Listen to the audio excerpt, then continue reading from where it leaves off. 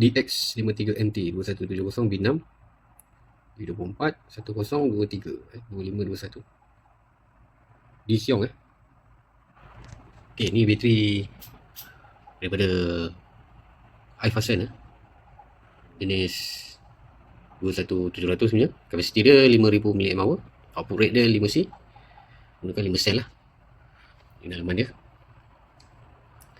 Tu boleh tengok dia gunakan 5 MOSFET lah.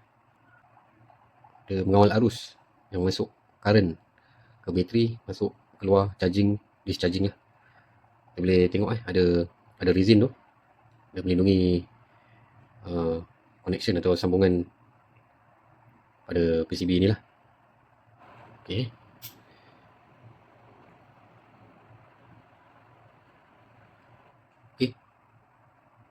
IC dia boleh tengok ni, pin charger yang lama punya. Ada 2 pin. Okay, ni dia untuk board LED dia lah, untuk mengetahui kapasiti bateri. Board dia kecil je, BX LEDC. Okay. Kita boleh nampak dia gunakan sel 5000 mAh lah, 37 volt, 18.5 watt hour. Warna biru ada 5 sel. Casing dia plastik.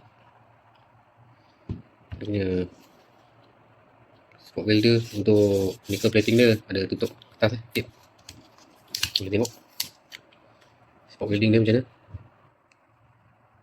Okay, cantik plating pun okey, saya tengok tebal.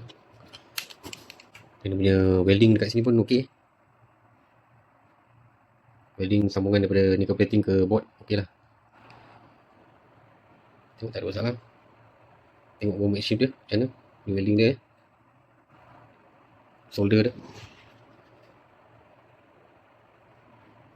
Ni pin dia tebal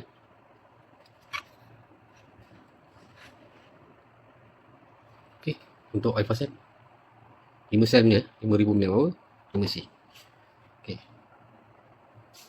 Okay, kita tengok one van macam mana pergerakan dia.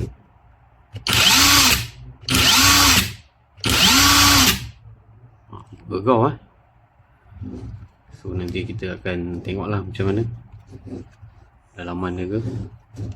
Tapi saya boleh rasakan sama tak ada beza lah dengan bateri yang dia bagi ni. Ini ni pakai bateri yang tinggi juga, discharge dia 5C 5000 mAh. Ini kita tak tahu rating dia berapa. Okay, bateri penuh